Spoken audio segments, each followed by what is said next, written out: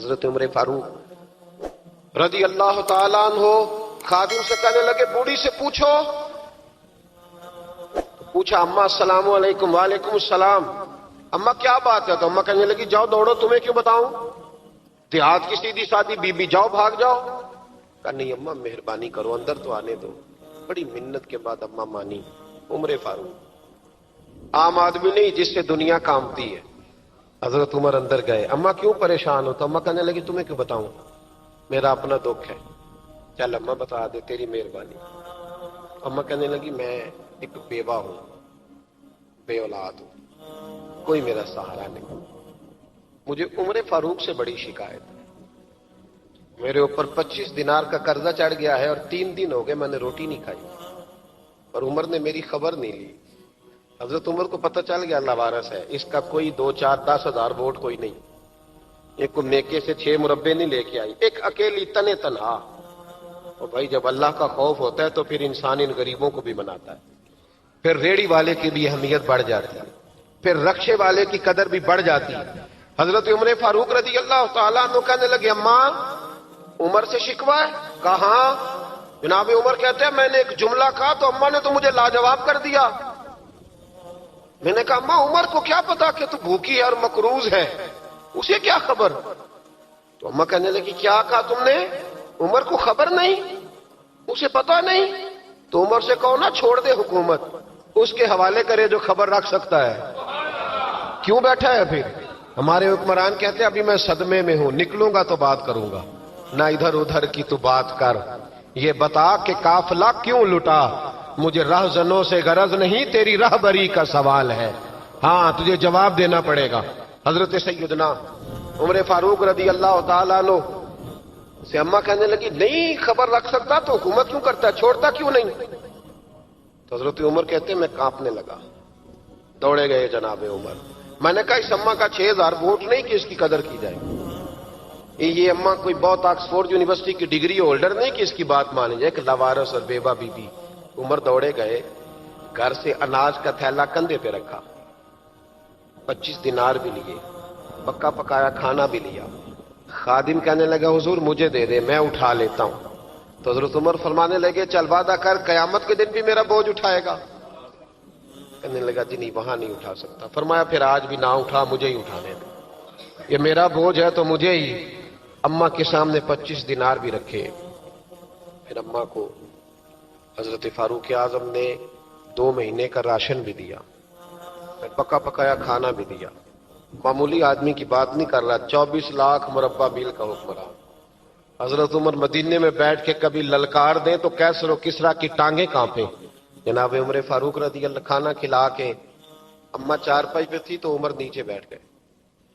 کہنے لگے اماں چل عمر کو معاف کر دے, چل چل جانے دے, کوئی عرض نہیں, بیچارے کو پتہ نہیں چلا. تو اماں کہنے لگی تو نے پھر عمر کا ذکر چھیڑ دیا. بیٹے میرے گھاؤ بڑے گہرے ہیں, میرے زخم بڑے سخت ہیں, کلیجہ پھٹے تو تجھے دکھاؤں کتنی تکلیف میں ہوں. میں تو پکا ہوا پھال ہوں, کسی وقت بھی دنیا سے چلی جاؤں گی. میں نے عمر کو معاف نہیں کرنا. جب میں قبر میں جاؤں گی نا, نبی کریم علیہ السلام آئیں گے تو میں عمر کی شکایت کروں گی. میں کہوں گی حضور اس سے پوچھئے یا رسول اللہ بیوہ اور بوڑھی کا خیال ہی نہیں کیا. تو آپ کے غلام کہتے ہیں میں نے عمر کو کبھی اتنا روتے نہیں دیکھا جتنا آج روئے. کہنے لگے اماں عمر کو میں جانتا ہوں وہ کمزور ہے, یہ شکایت نہ لگانا, وہ کمزور ہے, مقابلہ نہیں کر سکے گا, یہ شکایت نہ لگانا, چل معاف کر دے. تو اماں کہنے لگی اچھا تو مجھے کچھ اچھا لگتا ہے, جا تیری خاطر عمر کو معاف کیا, تو پیارا لگا ہے, جا معاف کیا, تیری خاطر معاف کیا, تیری خاطر عمر کو معاف کیا. حضرت عمر فاروق کہنے لگے مجھے لکھ کے دو. کون اتنے جتن کرتا, کون؟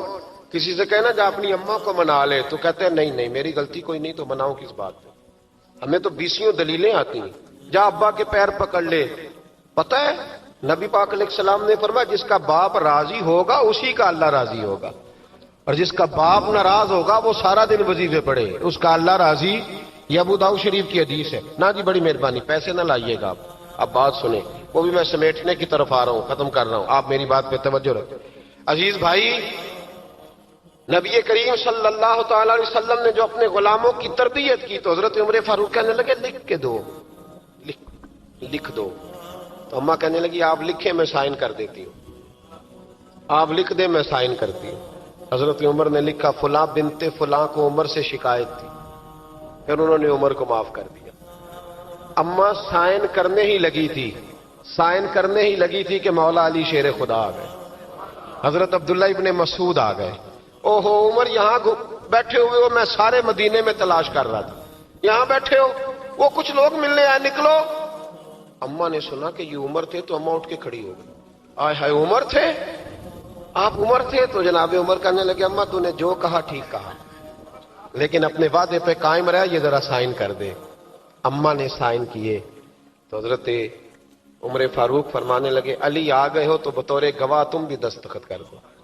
عبداللہ ابن مسعود تم بھی بطور گواہ جب سائن ہوئے تو جناب عمر نے رکا لپیٹا اور مولا علی شیر خدا سے فرمانے لگے علی یہ رکھ لو, مجھے لگتا ہے میں تم سے پہلے دنیا سے جاؤں گا, اور جب میں پردہ کر جاؤں نا تو یہ رکا میرے کفن میں رکھ دینا.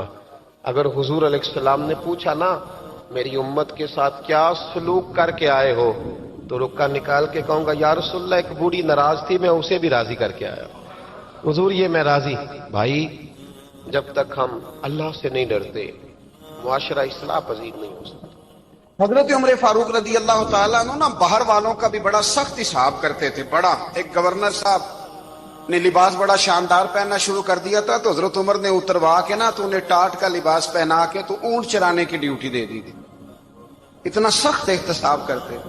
کسائی کی دکان پر بھی 1-2 گھنٹے کھڑے ہوتے تھے. جو آدمی مسلسل 2 دن گوشت خریدتا تھا نا فرماتے تھے اس کا ٹیکس بڑھا دو, لوگوں کو دال نہیں مل رہی اور یہ روز گوشت کھاتا ہے. حضرت فاروق اعظم اس کو جزیہ کہا جاتا تھا یا کچھ اور معاملات ہوتے تھے بڑھا دیتے تھے.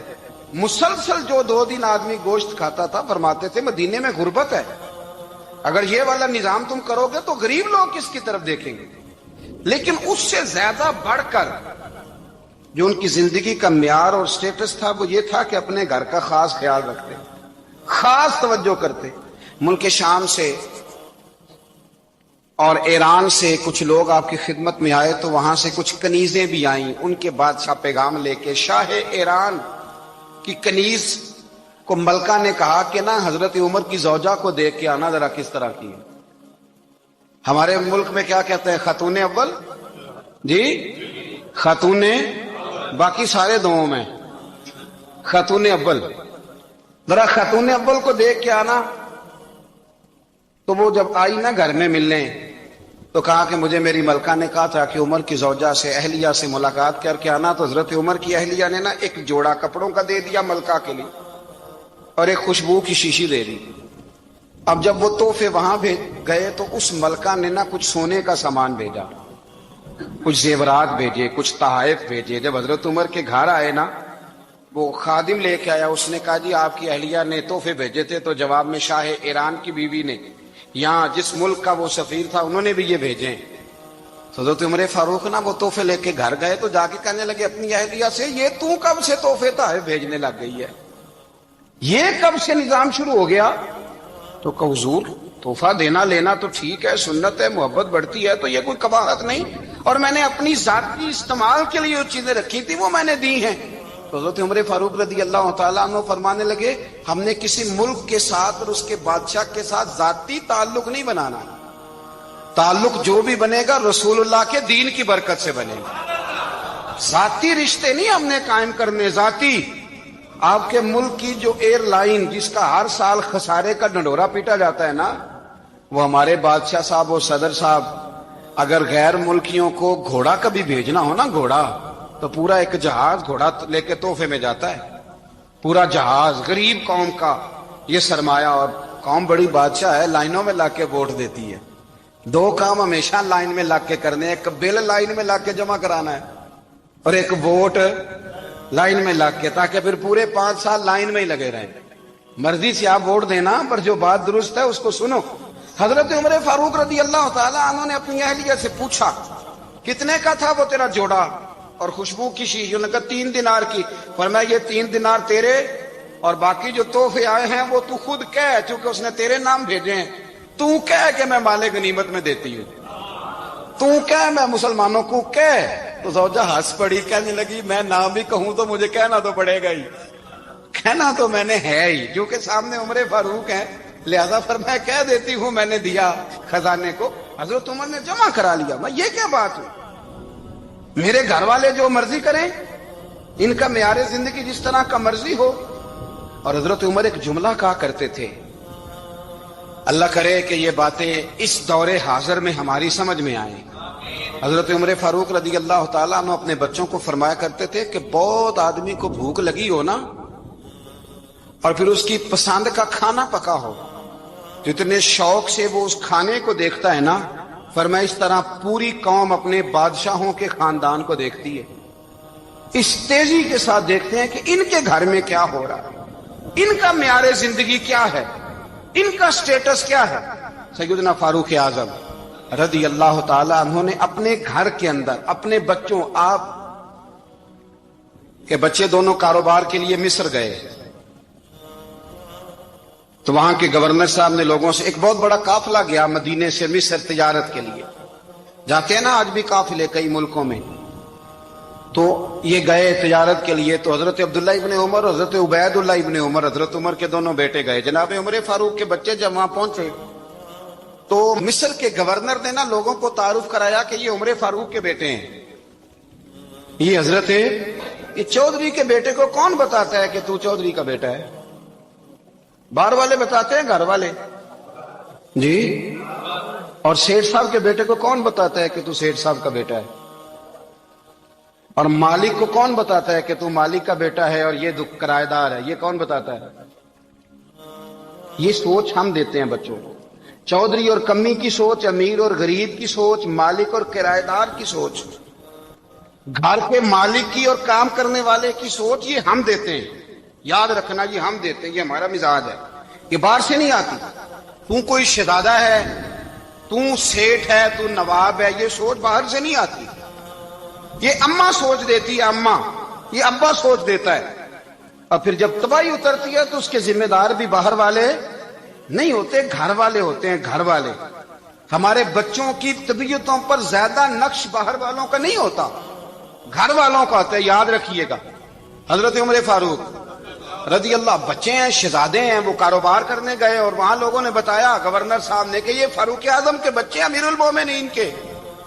لوگوں نے ان سے زیادہ مال خریدا، تجارت میں زیادہ نفع ہوا، ظاہر ہے کہ وہ آپ کے جو اللہ خیر کرے حکمران ہیں، ان کے کاروبار کتنے ملکوں میں ہیں، کس بنیاد پر ہیں؟ وہ صرف اس بنیاد پر کہ وہ حکمران رہے، ان کے لیے آسان تھا بڑے لوگوں سے تعلقات بنانا۔ حضرت عمر فاروق رضی اللہ تعالیٰ عنہ کے بچے ڈھیروں مال کما کے جب واپس آئے نا، تو حضرت عمر سے آ کے بچوں نے بطور محبت کا، ابا جی اللہ نے بڑا ہی فضل کیا ہے، بڑا مال کمایا الحمدللہ، یہ دیکھیں کتنا نوازا ہے۔ تو حضرت عمر کہنے لگے سارے قافلے نے اتنا ہی کمایا ہے؟ سارے قافلے نے اتنا ہی کمایا ہے؟ تو حضور نہیں، سارے قافلے نے اتنا نہیں کمایا، سب کو اتنا نہیں ملا۔ وہ تو وہاں گورنر صاحب نے لوگوں کو تعارف کرایا تھا کہ یہ عمر کے بچے ہیں، تو لوگوں نے پھر ہم سے بڑا ہی خریدا۔ تو حضرت عمر فرمانے لگے ٹھیک ہو گیا، میں بات سمجھ گیا، اس طرح کرو، جو تمہاری اصل زر تھی نا، جو راز تھی، وہ رکھ لو اور باقی سارا مال مال خزانہ میں جمع کرا دو، اس لیے کہ یہ تم نے تجارت نہیں کی، یہ تم نے اپنے باپ کا نام بیچا ہے، یہ تم نے امیر المومنین کے بیٹے ہونے کا فائدہ اٹھایا ہے۔ فرمایا یہ تمہارا نہیں حق، یہ مسلمانوں کا ہے، اس لیے کہ یہ مال تم نے محنت سے نہیں کمایا، یہ باپ کی کرسی کا فائدہ اٹھایا ہے۔ اور فرمایا اگر تم نے مال جمع نہ کرایا تو میں مال بھی لے لوں گا زبردستی اور کوڑے بھی ماروں گا، ڈبل سزا دوں گا، مرضی سے جمع کراؤ گے تو کوڑوں سے بچ جاؤ گے۔ بڑے بیٹے نے تو جمع کرا دیا، تو چھوٹا تھوڑا پریشان ہوا، تو حضرت عبداللہ ابن عمر چھوٹے کا ماتھا چوم کے کہنے لگے بیٹے چپ کر کے جمع کرا، یہاں بھی فخر کر کے ہم عمر کے بیٹے ہیں، اور قیامت میں بھی فخر کریں گے کہ ہم فاروق اعظم کے بیٹے ہیں، یہاں بھی ناز کریں گے اور وہاں بھی ناز کریں گے کہ عمر کے بچے ہیں۔ ہمارے باپ نے خود بھی حلال ہی کھایا ہے، اور جب ہماری کمانے کی باری آئی ہے تو ہمیں حکم بھی حلال کھانے کا دیا۔ بھائی ہمارا مزاج نہیں، بچہ جب لے کے آتا ہے 2 لاکھ روپیہ تو کبھی پوچھے کہاں سے آیا ہے؟ جب وہ پہلے دن غلط دوستوں کے پاس جا کے بیٹھتا ہے تو کبھی نکالا ہے گھر سے اسے؟ یہ بہت سارے خمیازے ہمیں اس لیے بھگتنے پڑتے ہیں کہ ہم ابتدا میں سوراخ بند نہیں کرتے. جب اس میں شگاف پڑ جاتا ہے, سیلاب آتا ہے, تو ہمیں ہوش آتی ہے. حضرت عمر نے اپنے گھر میں نگرانی رکھی, کڑی نگرانی. زیادہ نماز گھر میں پڑھتے تھے حضرت عمر, نفلی نمازیں زیادہ کیوں بلا؟ بھائی یاد رکھیں کہ آپ نے اگر سجدہ کرنا ہے تو بچہ لیٹ جائے گا, وہ اسے پتا کوئی نہیں سجدہ کیا ہے. لیکن جب گھر میں کبھی قرآن ابا جی کھول لینا, جب ابا جی کا موڈ بن جائے نا لیکچر دینے کا, وہ گھر میں شروع ہو جاتے ہیں, کہتے ہیں آپ لوگ نماز نہیں پڑھتے اس لیے میرے کاروبار میں برکت کوئی نہیں. تم سویرے قرآن پاک نہیں کھولتے تو میں تباہ ہو گیا. تو میاں آپ نے کب گھر میں قرآن پاک کھولا تھا؟ آپ نے کب نماز پڑھی؟ آپ نے کب گھر کے اندر اللہ رسول کا ذکر کیا تھا؟ آپ نے کب حدیث چھیڑی؟ آپ نے بھی تو گھر کے اندر جب بھی آپ آئے ہیں تو آپ نے وہی کچھ کیا جو دنیا دار کرتے ہیں. آپ بھی تو اپنا موبائل لے کے الگ کونے میں بیٹھ گئے. آپ نے بھی تو کہا ہے کہ اب تمہارے چینل ختم, اب میری مرضی والا چلے گا. تو جو آپ نے کیا ہے بچے بھی وہی کام کریں گے. آپ نے بھی گپ شپ لگائی ہے تو وہ بھی لگا رہے ہیں. یہ سمجھ لیں, جو کام آپ کریں گے آپ اپنے بچوں کی سیرت میں اس کا جلوہ دیکھ لیں گے. بڑی پکی سی بات ہے کہ آپ کو بچے کی عادتیں دیکھ کے سمجھ آ جائے گی کہ میں بھی یہی کرتا تھا اور یہ بھی. حضرت عمر فاروق رضی اللہ تعالیٰ عنہ وصال فرما گئے, تو آپ کے وصال کے بعد حضرت عثمان غنی رضی اللہ تعالیٰ عنہ نے آپ کی ایک بیوہ سے نکاح کیا. حضرت عمر کی ایک بیوہ سے جب وہ آپ کے نکاح میں آئی تو کہنے لگی حضرت عثمان غنی سے کہ حضور نہ تو میں خوبصورت ہوں اور نہ میں جوان ہوں, نہ آپ کی کوئی خدمت کر سکتی ہوں, میرے ساتھ نکاح کرنا سمجھ میں نہیں آیا. کیا شاندار جواب دیا حضرت عثمان غنی نے, کیا خوبصورت جواب دیا. فرمانے لگے میں نے اس لیے نکاح نہیں کیا کہ مجھے تمہارے حسن سے دلچسپی تھی یا تمہاری خدمت کی ضرورت تھی, میں نے تو اس لیے نکاح کیا ہے کہ مجھے بتاؤ عمر فاروق گھر کے اندر اپنے رب کی عبادت کس طرح کرتے تھے, وہ قرآن پاک کس طرح پڑھتے تھے, وہ رویا کیسے کرتے تھے, استغفار کا طریقہ کیا, کس وقت کس انداز میں وہ اپنے رب کو یاد کرتے تھے. اس لیے کہ عمر کئی دفعہ گھر سے آتا تھا تو میں اس کے چہرے پر نور دیکھا کرتا تھا, میں روشنی دیکھتا تھا, ایک معیار دیکھتا تھا. نکاح اس لیے کیا ہے کہ مجھے عمر کی جو گھر کے اندر کی عبادت ہے اس سے آگاہ کرو, تاکہ عثمان غنی بھی چاہتے ہیں اس طرح کے عمل کرو جس طرح کہ عمر فاروق کر کے گئے. بھائی جب تک ہم اپنے گھر میں وہ توجہ نہیں دیں گے, وہ مزاج دیکھیں نا, ہمارے گھروں میں جب نقشہ پاس ہوتا ہے تو ٹی وی لان بھی اس میں ہوتا ہے, ڈرائنگ روم بھی ہوتا ہے, نماز کی جگہ بھی ہوتی ہے نقشے میں. صحابہ جب گھر بناتے تھے تو ایک مسجد بیت کا نقشہ پاس کرتے تھے, ذہن میں رکھتے تھے کہ یہ کونا نماز کے لیے, وہاں جوتے لے کے کوئی نہیں جائے گا, وہاں نماز پڑھی جاتی تھی, عورتیں وہاں اعتکاف کرتی. ٹی وی لان تو آ گیا ہے اور گھر کے اندر ٹی وی رکھنے کے لیے تو ایک کمرہ الگ سے بنا دیا گیا ہے, اور اب جو نئے نقشے پاس ہو رہے ہیں اس کے اندر گھروں کے اندر جگہ بنائی گئی ہے جہاں کمپیوٹر رکھے جائیں, اور بچوں کے لیے وائرنگ ہوگی نیچے تاکہ انہیں کوئی مشکل درپیش نہ ہو. یہ ساری چیزیں ہم نے نہانے کے لیے گھروں کے اندر اتنے بڑے واش روم بنائے ہیں کہ لگتا یہ ہے کہ سوائے نہانے کے اور کام ہی نہیں کوئی گھر میں ہوگا. ہر چیز آ گئی, پر اللہ کرے کوئی تفسیر بھی ٹیبل پہ پڑی نظر آئے, کوئی حدیث کی کتاب بھی ٹیبل پہ پڑی نظر آئے. اللہ کرے کہ جس طرح ابا لطیفہ سن کے آتا ہے تو جب تک سنا نہ لے اسے ہضم نہیں ہوتا. اللہ کرے کہ وہ جمعے میں بیان سن کے جائے تو اس کا بھی دل کرے میں اپنے بچوں کو سناؤں. وہ نبی پاک کی کوئی حدیث کہیں سے سنے تو گھر جا کے سنائے. جب تک یہ معیار نہیں بنتا آپ کیسے توقع کرتے ہیں کہ گھر کے اندر اللہ کی رحمتیں نازل ہوں گی؟ آپ یہ کیسے توقع کرتے ہیں کہ گھر کے اندر وہ معیار اور وہ مزاج بنے گا؟ حضرت عمر فاروق نے ذاتی زندگی پر جو توجہ دی, گھر والوں کے معیار پر جو توجہ دی حضرت عمر فاروق رضی اللہ تعالیٰ عنہ نے, وہ بھی بڑی دیدنی ہے. حضرت ابو موسیٰ اشعری کو نا آپ نے وزیر خزانہ بنایا, وزیر خزانہ. تو حضرت ابو موسیٰ اشعری کہتے ہیں کہ حضرت عمر کو شے خزانے میں رہنے تو دیتے نہیں تھے. تو ایک دن میں صفائی کر رہا تھا اس کمرے کی جس میں خزانہ رہتا تھا. ہمارے تو ملک میں جو جاتا ہے وہ صفائی کر کے ہی جاتا ہے, اللہ خیر کرے. اور خیر معیار بدلتا ہے. جو پچھلی حکومت ہوتی ہے وہ قرضہ اٹھاتی ہے, وہ باہر سے جاتی ہے تو قرضہ لے کے آتی, اور جو نہیں آتی ہے وہ کہتی ہے ہمیں پیکج مل گیا ہے. وہ قرضہ نہیں اٹھاتے, ان کو کیا ملتا ہے؟ یعنی پچھلی نے قرضہ لیا تھا اور ہم نے, واہ جی واہ کیا خوبصورت انداز ہے, اس کا نام بدل کے نا, انہوں نے قرضہ لیا تھا اور ہم نے, میں کہا بڑے شاندار سیانے بندے ہو گئی. اور اللہ تعالیٰ خیر فرمائے ہمارے جو بڑے شاندار قسم کے دوست ہیں نا، شاندار، جن کا ادب سے نام لیتے ہیں، وہ عرب کے بادشاہ ہیں. ہم تو عرب خالی کہتے بھی نہیں، عرب شریف کہتے ہیں، عرب شریف. انہوں نے پتہ کیا کیا ہے؟ انہوں نے اس طرح کیا ہے کہ جو کشمیریوں کا قاتل تھا نا، اس کے گلے میں میڈل ڈال دیا. یہی کام وہ کرتے رہتے. انہوں نے پہلے انہیں بلا کے مندر بھی بنوائے تھے. ہمیں کوئی شکوہ نہیں، ان کی زمین ہے، اللہ تعالیٰ توفیق عطا کرنے والا ہے. پر خیال یہ تھا کہ چلو کشمیریوں کے زخموں پر نمک نہ چھڑکتے، 2 مہینے انتظار کر لیتے، کچھ حالات سنور جاتے، کچھ تھوڑا انتظار. ہیں ہمارے دوست، ہمارے وزیر اعظم صاحب جب جاتے ہیں تو وہ پھولوں کا ہار ڈالتے ہیں ہمارے دوست. لیکن انہیں وہ حدیث یاد نہیں کہ نبی پاک علیہ السلام نے فرمایا جب میرے مومن کو تکلیف ہوتی ہے تو مجھے بھی گنبد خضرا میں تکلیف ہوتی ہے.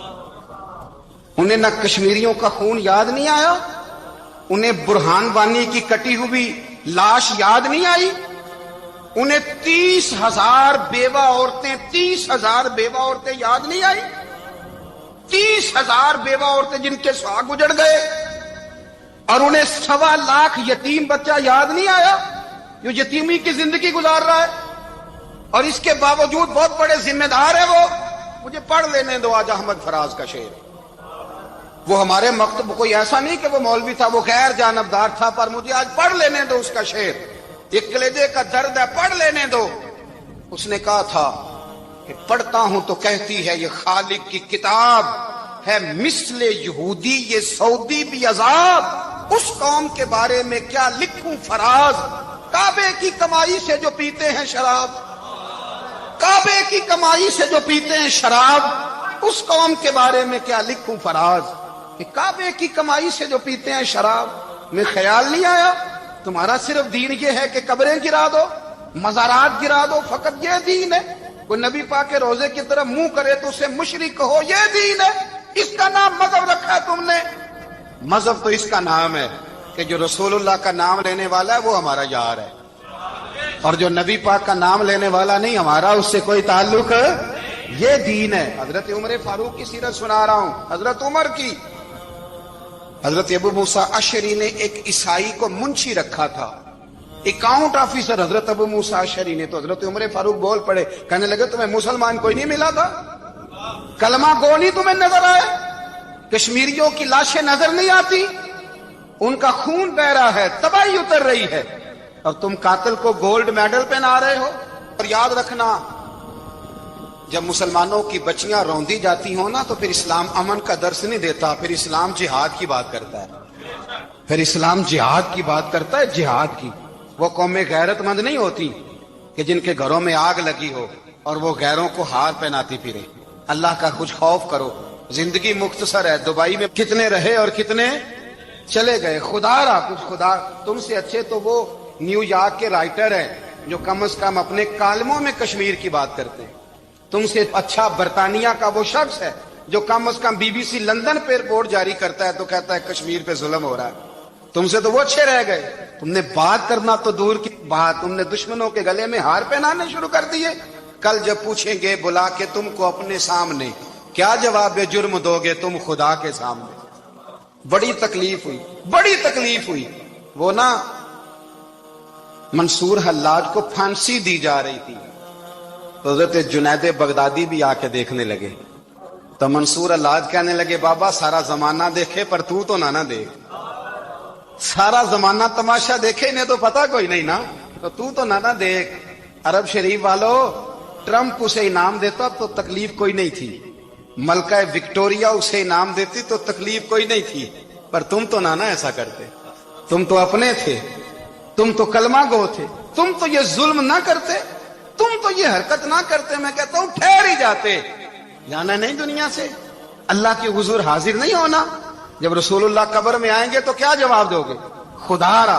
حضور نے فرمایا تھا گناہ روک نہیں سکتے تو دل میں ہی برا جان لو. ذالک اضعف الایمان، یہ کمزور ایمان ہے. کم از کم اتنی حد تک تو آ جاؤ، دشمن سے گلے تو نہ ملو. خدا را سمجھیں، ہمارا پہلا تعارف یہ ہے کہ ہم رسول اللہ کے غلام ہیں. اقبال نے کہا تھا وطن کا بت نہ بنانا، وطن کو بت نہ بنانا. اقبال کہنے لگے ان تازہ خداؤں میں بڑا سب سے وطن ہے، جو پیرہن اس کا ہے وہ مذہب کا کفن ہے. اس لیے کہ بازو تیرا توحید کی قوت سے قوی ہے. اسلام تیرا دیس ہے, اسلام تیرا دیس ہے. کیونکہ تو مصطفی ہے, تو نبی پاک والا ہے, مصطفیٰ والا. اسلام تیرا دیس ہے, تو مصطفی ہے. امریکہ میں جو مسلمان رہتا ہے ہمارا بھائی ہے, اور پاکستان میں جو مرزائی رہتا ہے اس سے ہمارا کوئی تعلق نہیں ہے. حضرت عثمان غنی نے اپنے چچا کے بیٹے سے کہا تھا کہ تو کلمہ نہیں پڑھتا تو تیرا میرا رشتہ کوئی نہیں. بلال حبش سے آیا ہے پر میرے نبی کا غلام ہے تو سگے بھائیوں سے بھی آگے ہے.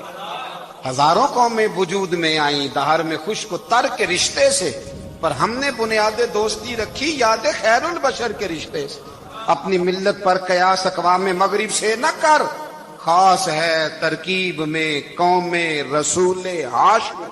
کچھ خیال کرے, پہلا تعارف دین ہے, اگر دین نہیں تو پھر کسی وطن کی کوئی ضرورت. اس لیے کہ پاکستان کا تصور اقبال نے پیش کیا نا, تو اقبال کہنے لگے ان تازہ خداؤں میں بڑا سب سے وطن ہے جس کو تم بت بنا کے پوجتے ہو. ہمارا وطن تو ہمیں جان سے زیادہ پیارا ہے, پر پہلے پاکستان نہیں, پہلے اسلام. پہلے اسلام تیرا دیس ہے, تو مصطفی ہے. تو آمدام برسر مطلب حضرت عمر فاروق رضی اللہ تعالی عنہ. حضرت سیدنا ابو موسیٰ اشعری کہتے ہیں کہ میں نے نا صفائی کی, مال غنیمت کی میں نے صفائی کی, تو ایک دینار مجھے نا کہیں پڑا ہوا مل گیا. تو فرماتے ہمیں اجازت ہوتی تھی کہ ایک آدھ دینار ہم اپنی مرضی سے کہیں خرچ کر. تو حضرت عمر کے بیٹا گزر رہا تھا, تو حضرت ابو موسیٰ اشعری کہتے ہیں میں نے صفائی کی تو ایک دینار نکلا, تو میں نے وہ ایک دینار نا حضرت عمر کے بیٹے کو دے دیا. میں نے کہا لو بیٹا اپنے چچا کی طرف سے تحفہ. تو گھر جا کے انہوں نے حضرت عمر کو بتایا کہ چچا نے پیسے دیے ہیں. چھوٹے بچے تھے. حضرت عمر نے حضرت ابو موسیٰ اشعری کو بلا لیا اور بلا کے فرمانے لگے میں تو تمہیں اپنا دوست جانتا تھا اور تو نے میری اولاد کو ہی دنیا دار بنانا شروع کر دیا, میرے بچوں کو ہی تم نے دنیا دار پیسوں پہ لگانا شروع کر دیا, میں تو تمہیں یار سمجھتا تھا.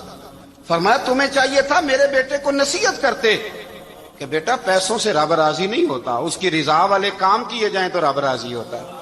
اور فرمایا تمہیں کوئی اور گھر نہیں ملا تھا تباہ کرنے کے لیے, میرا ہی گھر ملا تھا, اٹھاؤ اپنا دینار اور خبردار آج کے بعد میرے بچوں کے ساتھ یہ والی نیکی نہ کرنا. اور ہمارا کیا سٹیٹس ہے, دوستی ہے یہ اس سے جو تحفے زیادہ دے, جو بچوں کو خراب کرنے میں مدد زیادہ کرے اس کے ساتھ یہ رانا. حضرت عمر نے گھر پہ اور سب سے بڑھ کر اپنی ذات پہ توجہ کی. حضرت ابو مالک رضی اللہ تعالیٰ عنہ کہتے ہیں میں عمر کے پیچھے پیچھے ایک باغ میں گیا, اکثر اس باغ میں جایا کرتے تھے, اور عمر جا کے نا تو درخت کے نیچے بیٹھ گئے اور فرمانے لگے او امیر المومنین اللہ سے ڈر جا, ورنہ جس رب نے حکومت دی ہے وہ عذاب بھی بڑا دے گا, ڈر جا رب سے. کبھی ساری زندگی حضرت عمر نے اپنا کوئی تعارف نہیں کرایا, کبھی نہیں. ایک بندے نے آپ کے سامنے تعریف کر دی آپ کی تو فرمانے لگے تو خود بھی ہلاک ہوا اور مجھے بھی ہلاک کر دیا, کیا ضرورت پڑی ہے میری تعریفیں کرنے کی, اتنی دیر میری تعریف میں لگائی, اللہ کا ذکر کرتا رب تجھے ثواب دیتا, حضور پہ درود پڑھتا تو رب تیرے اوپر رحمتیں نازل کرتا. کس چکر میں ہے؟ آج جتنا اچھی کوئی خوشامد کرے اتنی اچھی وزارت ملتی ہے, جتنی اچھی اس کو جو ہے وہ چاپلوسی کرنی آئے درجہ بھی اسے اتنا ہی اچھا ملتا ہے. حضرت عمر فاروق رضی اللہ تعالیٰ عنہ آپ کے بیٹے کہتے ہیں, صاحب فتوح الشام نے لکھا ہے, آپ کے صاحبزادے کہتے ہیں میں نکلا تو میرے ابا جی نا اپنی پشت پر مشکیزہ رکھ کے کنویں سے پانی بھر کے آ رہے. میں دوڑ کے آگے گیا, میں نے کہا ابا جی مجھے دے دے. فرمانے لگے بیٹا تیرا کیا خیال ہے, کوئی اور نہیں تھا مشکیزہ بھر کے لانے کے لیے, تیرا کیا خیال ہے؟ کہا ابا جی بڑے لوگ تھے پر آپ کیوں اٹھا رہے ہیں؟ فرمانے لگے نفس نا ذرا میرا بڑا ہو گیا تھا, اسے ذرا ذلیل کر رہا ہوں, ذرا اپنا محاسبہ کر رہا ہوں. یہ مجھے کہہ رہا تھا تو بڑی چیز ہے, تو میں نا ابھی مشکیزہ گھر رکھ کے آؤں گا, پھر تیری ماں نے مجھے کہا ہے کہ گھر میں لکڑیاں کوئی نہیں جلانے کے لیے, پھر میں جنگل سے لکڑیاں کاٹ کے لاؤں گا. اب میں امیر المومنین بن کے نا تو میرا نفس تھوڑا بڑا ہو گیا. اب یقین کریں ہمارا ہاضمہ خراب ہو جاتا ہے جب تک ہمارا تعارف صحیح نہ ہو, ہمارا تعارف ٹھیک نہ ہو. میں یہ ہوتا ہوں, میں وہ ہوتا ہوں, چھوڑ مٹی دیں تے مٹی رہنا ہی, مٹی دیں تے مٹی دیں تے مٹی رہنا ہی. ایویں کادی بلے بلے اج مٹی دے اتے بندیا تے کل مٹی دے تھلے, مٹی دیں تے مٹی رہنا ہی. کادی بلے, مجھے پوچھ لو, مجھے جان لو, میرا نام لے لو, میں بھی آیا ہوں, میں بھی ہوتا ہوں, میرا بھی یہ تذکرہ ہے، میں بدکار پرانا خادم کسے در ملی نٹ ہوئی، اے تے واصف یار نے نظر جو کی تھی تے واصف ہی ہوئی۔ یہ تو بڑی بات کی بات ہے، تو بات کی بات ہے صاحب، ورنہ من نانم کے من نانم، جو ہم ہیں اس کا ہمیں پتا تو ہے نا بھائی۔ کبھی بھی یہ جو ذات کا چکر ہے نا، میں بھی ہوں مجھے بھی، او بھائی یاد رکھو میں کون ہوں۔ یہ جو نام نمود اور یہ خواہشیں اور یہ جو وقار، یہ تو کمزور لوگوں کا طریقہ ہے۔ جس کو اپنا تعارف کرانا پڑ گیا اس سے بھی زیادہ کمزور کوئی ہے؟ فوٹو میں دکھاتا پھرتا ہے فلانے کے ساتھ فوٹو فلانے، تو کمزور بندے یہ کام کرتے۔ حضرت عمر فاروق، اللہ اکبر، حضرت عمر جیسا بندہ 24 لاکھ مربع میل کا حکمران، اور شاہ روم کو خط لکھ کے کہتا ہے میں منت نہیں کرتا میں حکم دیتا ہوں۔ اتنا تگڑا بندہ۔ جنگ قادسیہ کے لیے حضرت سعد بن ابی وقاص کو بھیجا، فتوح الشام پڑھ کے دیکھیں۔ حضرت عمر بڑے پریشان ہیں، اتنے دن ہو گئے کوئی رپورٹ ہی نہیں آئی۔ اب تو موبائل ہے نا، تو ایک ایک منٹ کی رپورٹ لیں آپ، بلکہ آپ ایک ایک منٹ کی فوٹو لیں، آپ رپورٹ تو دور رہ گئی۔ حضرت عمر فاروق رضی اللہ تعالیٰ عنہ بڑے پریشان ہیں کہ قادسیہ میں حضرت سعد بن ابی وقاص کے ساتھ لوگ جہاد کرنے گئے، رپورٹ کوئی نہیں آ رہی۔ اتنے پریشان تھے کہ باہر نکل کے نا اس رستے پہ بیٹھ جاتے جو رستہ قادسیہ کی طرف سے آتا تھا، اس جو بھی آتا جاتا پوچھتے جنگ کے کیا حالات ہیں۔ ادھر جب اللہ نے فتح دے دی نا، تو حضرت سعد بن ابی وقاص رضی اللہ تعالیٰ عنہ نے نا ایک قاصد کو خط دے کے بھیجا، کہنے لگے عمر کے پاس جاؤ، انہیں اطلاع دو کہ الحمدللہ اللہ نے اسلام کو فتح عطا کر دی ہے۔ یہ حضرت عمر کو جا کے دینا، وہ بڑے پریشان ہوں گے۔ وہ جو اس زمانے میں اس طرح ہوتا تھا کہ کئی دور دور سے صحابہ جو دوسرے شہروں کے ملکوں کے رہنے والے ہوتے تھے، وہ بھی آ کے شامل ہو جاتے تھے جہاد میں۔ کوئی ایک دفعہ مدینے آیا، کوئی 2 دفعہ آیا، پھر اپنے اپنے علاقوں میں بہت سارے لوگوں نے زیادہ دفعہ حضرت عمر کو دیکھا بھی نہیں تھا۔ وہ جو قاصد خط لے کے آیا تھا نا، اس نے ایک آدھ دفعہ دیکھا تھا، حضرت عمر بوڑھے ہو گئے، وہ پہچانتا نہیں تھا۔ میری بات کی سمجھ آ رہی ہے آپ حضرات؟ ادھر سے وہ خط لے کے آ گیا۔ حضرت عمر مدینے سے باہر نکل کے اس روڈ پہ بیٹھے تھے جو قادسیہ سے آتا تھا۔ جب اس آدمی کو آتے دیکھا تو حضرت عمر اٹھ کے کھڑے ہو گئے، فرمانے لگے قادسیہ سے آ رہے ہو؟ وہ کیا کہتا ہے؟ پھٹے پرانے کپڑے، ٹوٹے ہوئے جوتے، سر پہ پرانی پگڑی، کہنے لگے غلام مدینے کے رہنے والے ہو؟ حضرت عمر کہنے لگے ہاں مدینے کا ہوں۔ کہا میں قادسیہ سے آیا ہوں، الحمدللہ اللہ نے اسلام کو فتح دے دی ہے، الحمدللہ کفر کی کمر ٹوٹ گئی ہے۔ اس نے یہ بات کر کے تو گھوڑے کو ایڑی لگائی، گھوڑا دوڑنے لگا مدینے کے، حضرت عمر بھی ساتھ ساتھ دوڑ رہے ہیں۔ فرمانے لگے اچھا بتاؤ خالد بن ولید کا کیا حال ہے؟ تھوڑا آگے جا کے فرمانے لگے اسامہ بن زید کیسے ہے؟ وہ کہتے ہیں ٹھیک ہے۔ پھر اس نے اور گھوڑا، عمر ساتھ ساتھ دوڑ رہے ہیں، ساتھ ساتھ 24 لاکھ مربع میل کا حکمران، ایک جوتا پیر سے نکل گیا، عمر دوڑ رہے ہیں۔ آگے جا کے پوچھتے ہیں سعد بن ابی وقاص کا کیا حال ہے؟ کہ حضور وہ بھی ٹھیک ہے۔ کتنے لوگ میرے شہید ہو گئے مسلمانوں میں سے؟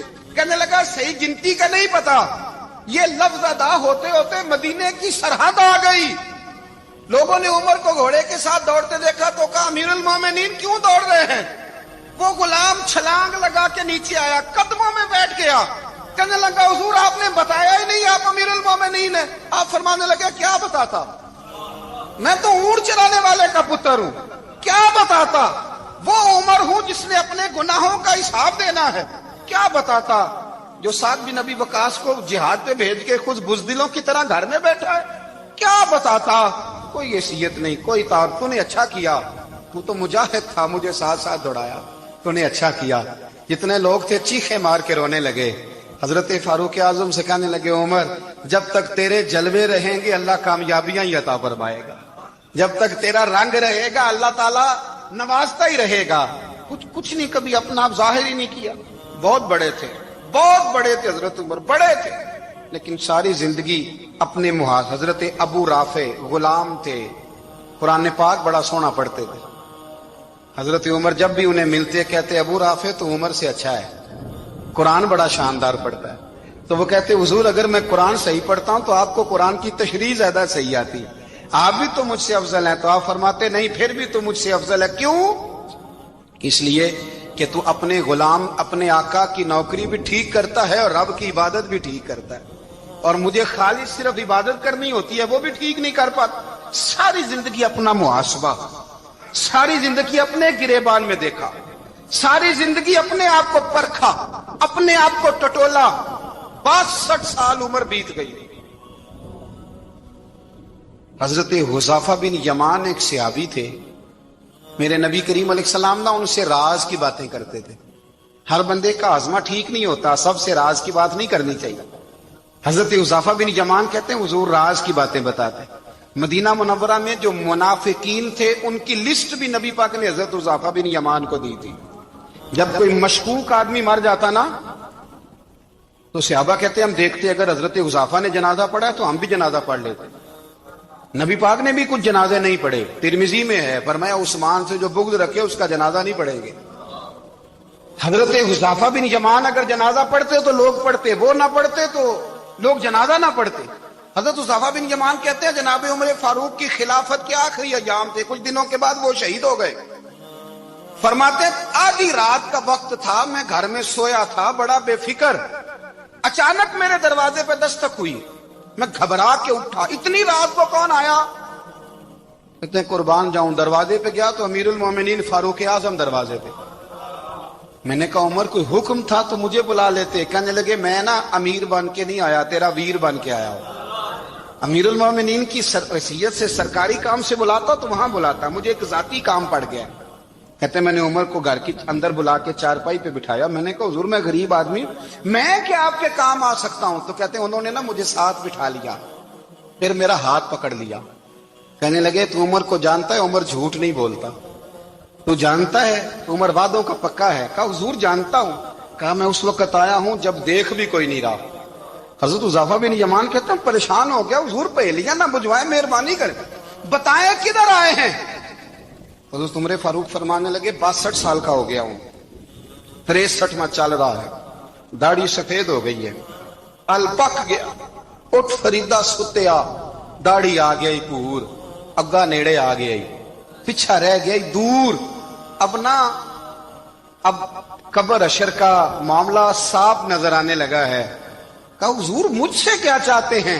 حضرت عمر رو پڑے، کہنے لگے آج میں عشاء کے بعد نکلا ہوں تو نبی پاک کے صحابہ مجھے نیک کہہ رہے تھے، پھر میں نے بچوں کی ماں سے اور بچوں سے بھی پوچھا ہے، وہ بھی مجھ سے راضی ہیں، پر حذیفہ تیرے ساتھ نبی پاک راز کی باتیں کرتے تھے، سچ بتا کہیں عمر کا نام منافقوں میں شامل تو نہیں؟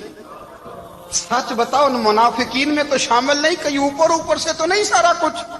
حضرت حذیفہ بن یمان کہتے ہیں میں باپ کے مرنے پہ اتنا نہیں رویا جتنا عمر کے سوال پہ رویا۔ میں قدموں میں بیٹھ گیا، میں نے کہا نہیں عمر یہ تو میں نے نہیں سنا، لیکن یہ میں نے نبی پاک سے ضرور سنا ہے کہ میرے بعد اگر کوئی نبی ہوتا تو عمر ابن خطاب ہوتا۔ یہ میں نے اپنے کانوں سے سنا ہے کہ عمر جس گلی سے گزرے شیطان رستہ بدل جاتا ہے۔ یہ میں نے اپنے کانوں سے سنا ہے کہ 950 سال حضرت جبریل جناب عمر کی شان بیان کریں تو پھر بھی بیان نہیں ہو سکتا۔ یہ میں نے ضرور سنا۔ دوستو ساری زندگی حضرت عمر نے اگر دوسروں کا محاسبہ کیا تو اپنا اور اپنے بچوں کا بھی کڑا خیال رکھا، اپنی ذات پر بڑی توجہ دی۔ جو لوگ اپنا بھول جاتے ہیں نا، ہمیں اپنی صحت کا بڑا خیال ہے لیکن اپنی روحانی زندگی کا کوئی خیال نہیں ہے، قلبی زندگی کا کوئی تصور نہیں ہے۔ آپ یقین کریں موٹا آدمی کمزور ہونے کے لیے جدوجہد کر رہا ہے، کمزور طاقتور ہونے کے لیے، لیکن جس کو کتنے دن بیت گئے اللہ رسول کی یاد میں رویا ہی نہیں، کتنے دن بیت گئے نہ سننے کو دل ہی نہیں چاہا، جسے مہینوں بیت گئے اور قرآن پاک کی طرف نظر ہی نہیں گئی، وہ فکر مند ہی نہیں۔ زندگی زندہ دلی کا نام ہے، مردہ دل کیا خاک جیا کرتے ہیں؟